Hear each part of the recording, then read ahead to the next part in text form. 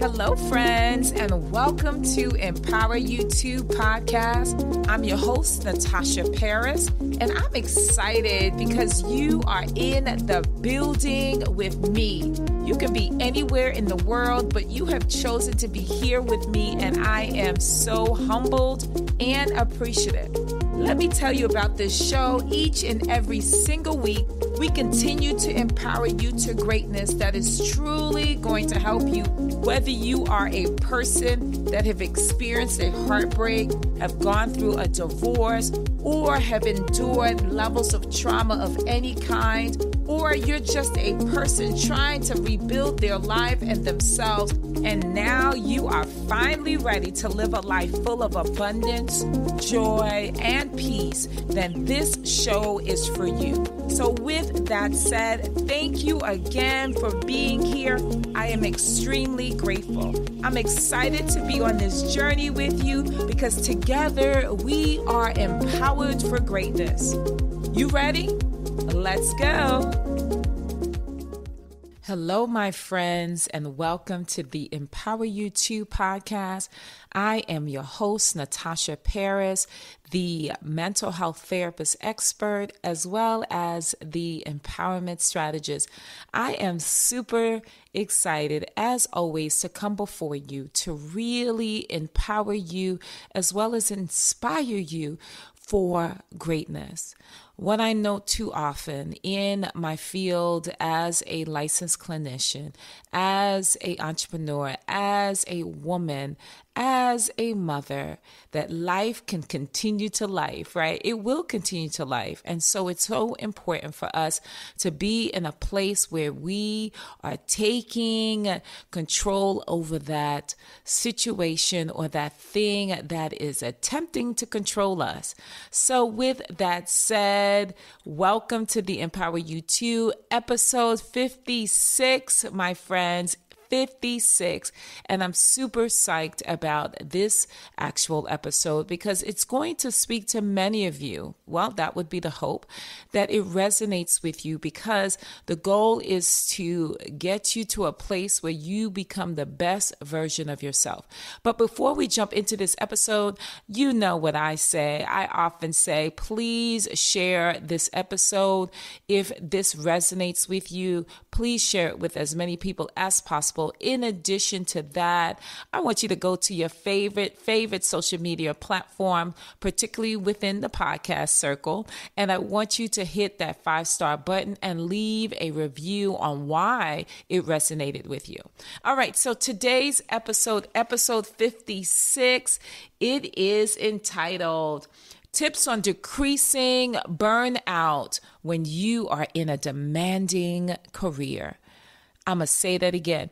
Tips on decreasing burnout when you are in a demanding career or work, right? Because oftentimes it can be very challenging to really get a hold of yourself when you are filled with so many expectations, or you are an executive and you are giving out directives and you have a project that you're working on, and the levels of pressure and stress can be overwhelming. All right. And so I want you to know that there are tips to decreasing burnout in a very demanding career. What I know too often as a clinical therapist, I have been in positions where I was a clinical director, I was a clinical manager, I now own my own business, Natasha Paris Enterprises, and it can be very demanding. And oftentimes when I speak to and counsel individuals who are in the C-suite, which is those who are CEOs, COOs, VPs, right, senior managers, oftentimes they will say that their job or their career is extremely demanding and they feel like giving up on it. They feel like the pressures are not worth it. And you know what? It's not. It really isn't. If you are drowning and you feel like you cannot catch your breath, Self-preservation is so important, my friends. Self-preservation is so important. It's important for you to make a decision to say, this is causing me to have symptoms. And let me just talk about some of the symptoms. I was speaking to someone today, and they talked about how their job was so demanding that their hair started falling out. That was my New York accent. Their hair started falling out. They were breaking out in hives. In addition to that, they had difficulty sleeping. In addition to that, they were very, very irritable and frustrated. And when you are in a demanding position, oftentimes it's hard for you to just leave it at work. You're going to take that baggage with you and you're going to bring it home with you. You're going to bring it in the car while you're driving. That's where road rage comes in, right? And it's important for you to be proactive and sense when things are not going well. Don't wait till the very bitter where you're like, I give up. I'm not doing this anymore, right? Don't wait till it gets to that point, because by then it's hard to turn around. You're like, I just have to just throw in the towel because I'm just so exhausted. And I'm going to say this to you, my friends, if it's left unchecked, it can turn into major depression, or you can have suicidal ideation, or you can actually attempt to take your own life. And I'm here to share with as many people who are listening that it is not worth taking your life.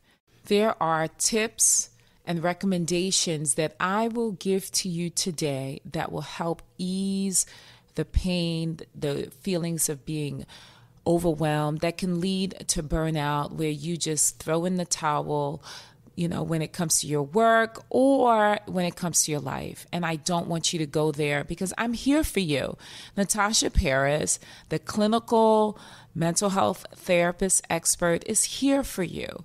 And I want you to know that you are heard, and then you are also seen.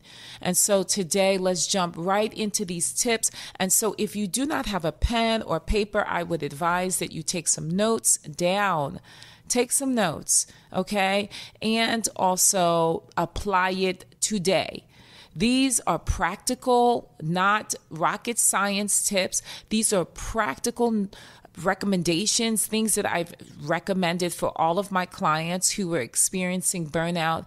And 10 out of 10 times, they're like, yes, this has worked. But all you have to do is make a decision to say, I want help and I need help, and I'm going to do what it takes by any means necessary to get out of that water where you are drowning, so you can feel a level of control and you're not subjected to the external circumstances that you feel oftentimes you can't control. Okay, so again, let's jump right into episode 56, tips on decreasing burnout in a demanding career or work. All right, first things first, you need to set boundaries. You need to establish clear boundaries between work and personal life, right? This is so important. Like, you need to understand that there's a line there. Do not take your work home with you, because if you take your work home with you, you cannot, I'm going to be honest with you, you cannot ensure that you will be recharged. It's important for you to understand that work stuff stays at work. And if you take it home with you, just give yourself just an hour to do what you need to do when it comes to your job or your career, and wrap it up. But when it's time for personal time, such as spending time with your children, spending time with your spouse, spending time with yourself, I'm going to say that again, spending time with yourself, you are not muddying up the waters with work, right? Because that in itself is where you get recharged, where you feel seen, you feel loved, and also you are doing the things that you super duper enjoy, okay? And I don't want you to take that away. And I'm going to give you an example. Like, how do you draw that line when it comes to personal life or work life? If you start your job or work at, say, 9 a.m., And by 4 o'clock, you should be winding down. But if you have a demanding position and you have, employees, things of that nature, I would say, okay, well, if you want to come home and just kind of, check an email or something like that, just give yourself just an hour to do it and then set the alarm. And that says stop. Like, so if you're off at 5 and you get home by say 6:30 and you just want to check your email just to make sure everything is good, do it from 6:30 to 7:30. And at that time, you stop what you're doing and you put your phone away. Put it somewhere. Like if you have a business cell phone, put it away. Do not go to your laptop, right? You have to make conscious and intentional decisions and actions that follow in order for you to get to this place of having what? Work-life balance. That is key, is work-life balance. Okay, so that's my first tip. The second recommendation is I need you to take regular breaks. What does that mean? That means that you schedule short breaks throughout the day to rest and reset your mind. And what would that look like? Well, I am big on meditation. I am big on mindfulness. That means that you take regular breaks. You know how people, they go who are smokers, they take their breaks? Oh, they will take it. They will take it regardless of whether it's allowed or not. Okay. And so that would be like, say, for instance, you start work at 9 o'clock. When you start work at 9, you work till about, say, 11:30, right? And you might take a little break and then take lunch. So for about 20 minutes, right, at 11:35, 11:40, you find a quiet place, whether it's in the conference room or you go to your car if you're able to, or in the bathroom. In the bathroom. Yeah, I know it sounds crazy, but if you don't have a space in which you can go to just to kind of just take a deep breath, you're in for some trouble. And so it's so important for you to do what? Take regular scheduled timeouts. Okay, regular timeouts or breaks where you are taking deep breaths in through your nose. And then you're exhaling, taking a deep breath in through your nose and then exhaling, right? Just that alone. And let me say this, I have, for those who are listening, who are avid subscribers to my podcast, as well as my YouTube channel, that I have a meditation affirmation episode every Tuesday or Wednesday morning where I actually walk you through visualization as well as meditation while saying affirming, positive, optimistic thoughts. So if you have not heard it, go back. It's usually the one before the long extended podcast. Okay. This one is usually about 12 to 13 minutes. Okay. So yes, short breaks throughout the day. And how many breaks should you take if you work 9 to 5? I would say 3, right? One at like 11:45, another at like say 2:30, and then another one, I guess, right before you get off, right? Just to kind of get ready for the evening and letting go. And the reason why I say actually doing it right before you get off is because it's gearing you up in your mind that you have to get ready to release and let go until the next day. Yes, absolutely, my friends. Absolutely. Okay, so my third tip is I want you to prioritize tasks. It's so important for you to prioritize your task. What does that mean? Focus on the most important task and delegate, not or, but yes, delegate or I guess postpone, right, until another day if it seems like it's just too much, right, for that moment. And when I mean focus on the most important task, what are the tasks that need to be completed within the next few days? Do it by completion, right? What are the tasks that need to be completed within the next 2 weeks? You write whether it's a date on your calendar that this has to be completed. Definitely prioritize. Don't try to take so much all at once. That's where most people become overwhelmed, or they become burnt out and they're ready to throw in the towel. So it's important for you to prioritize tasks, right? If you have, say, 15 tasks, then you would number it according to priority, right? Number it from 1 to 15. What is the number one thing that you have to complete based on deadline, right? Do not try to take everything all at once, my friends. Please don't do that. All right. The other piece is that it's so important, right? The other tip is that I want you to seek support. I can't stress this enough. It's important for you to reach out to your colleagues, your friends, or a mentor or a coach like myself, right, for support and advice. Well, I don't give advice. I give recommendations, because what I often know, and I know for sure, is that all of the answers that you are looking for is already within you. And so all I do is I pull it out of you. Okay. And so it's important for you to seek support.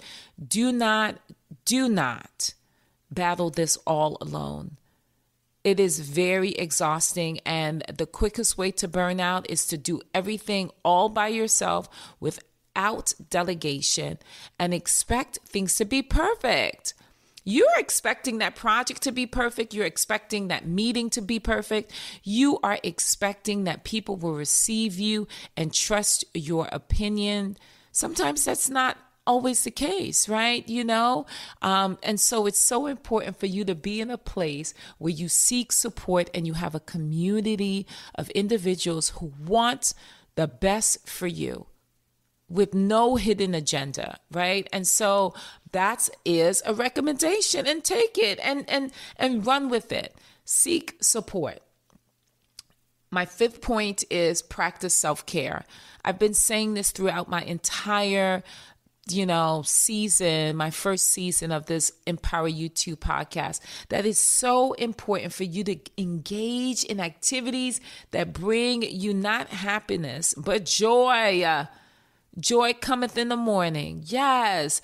Happiness is fleeting. Joy is everlasting, my friends. Joy is everlasting. So it's so important for you to practice self-care, right? And engage in activities that promote relaxation and well-being, such as exercise, meditation, or dancing as a hobby. If you were me, right? Yeah, absolutely. Doing those things that you enjoy, because then you have something to look out for, something that you're working towards, and you're like, well, I want to exercise, and I'm looking for a gym, but for the time being, I'm going to purchase a treadmill. Something as simple as that, right? It's important for you to write down your goals as to what you want to establish in order for you to continue, my friends, in order for you to continue to practice self-care, right? What are the things that you want to accomplish that are fun, that's rewarding, and that brings you joy? Come on now, let's go. That's what we're talking about. And my sixth and last point is that I want you to communicate to your employer, even if you are a CEO, I'm sure there's someone that you report to, right? And it's important for you to communicate what it is that you want, right? And discuss workload and expectations with the person that have hired you, your employer. And the reason being is we want you to be ensured that they are in line with your goals that incorporate work-life balance, because you want that support, right? Especially if you are an executive, a female executive, and you have children at home and you have a husband at home. You have to discuss what is it that's going to be a win-win situation. So it's so important for you to communicate your needs to your employer, because remember, it's important to take care of yourself, my friends. It's important to take care of yourself. Be in a place where you make decisions that are ultimately for your benefit. Okay? So what I want to leave you with is that in order to perform at your best level, at your best career point, it's important for you to manage your career and not allow your career to manage you. That is so important. And so I want you to know that. And so let's just summarize, my friends, as we begin to close. And I'm going to give you your assignment. I'm going to give you your empowerment assignment. I don't like to call it homework, but your empowerment assignment. So the first thing is I want you to set boundaries. Establish clear boundaries between work and personal life. First tip. Second tip is take regular breaks. Take as many breaks as possible, right? Because if you are taking on so many things and you are just like the Energizer Bunny, you're going to eventually burn out. And we don't want that for you, okay? All right, the third recommendation or tip is to prioritize tasks. Focus on important tasks and delegate or postpone less critical ones. It is so important, my friends, for you to understand that, because if you don't, become burnt out, and that is going to cause exhaustion, anxiety, worry, and even depression. Our fourth recommendation is to seek support, right? Reach out to relatives, colleagues, or even a mentor for support and services. My fifth point is practice self-care. Oh, that is key. That is key. So what am I saying when I say that it's important for you to seek support?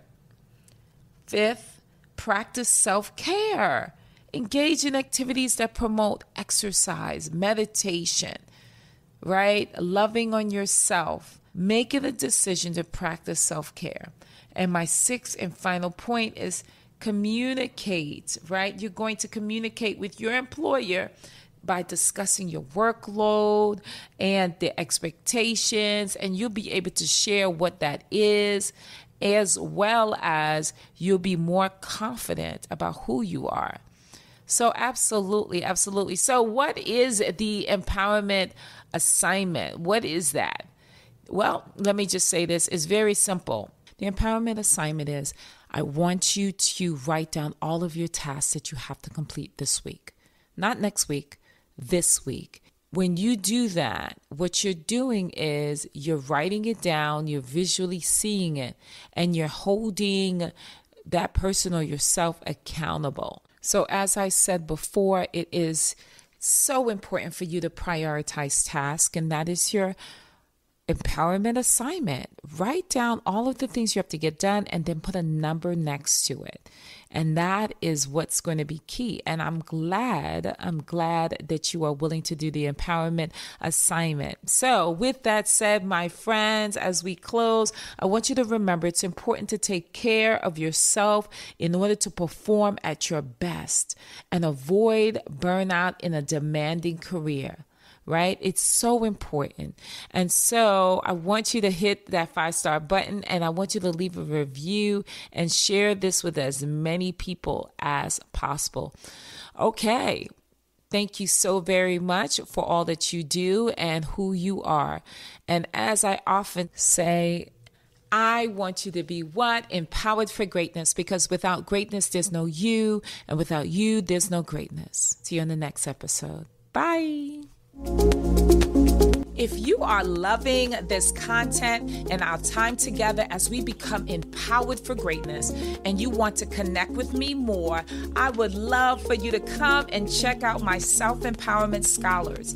It's my monthly empowerment sessions where we take all of the materials learned on the podcast and apply it and study it and take it to the next level.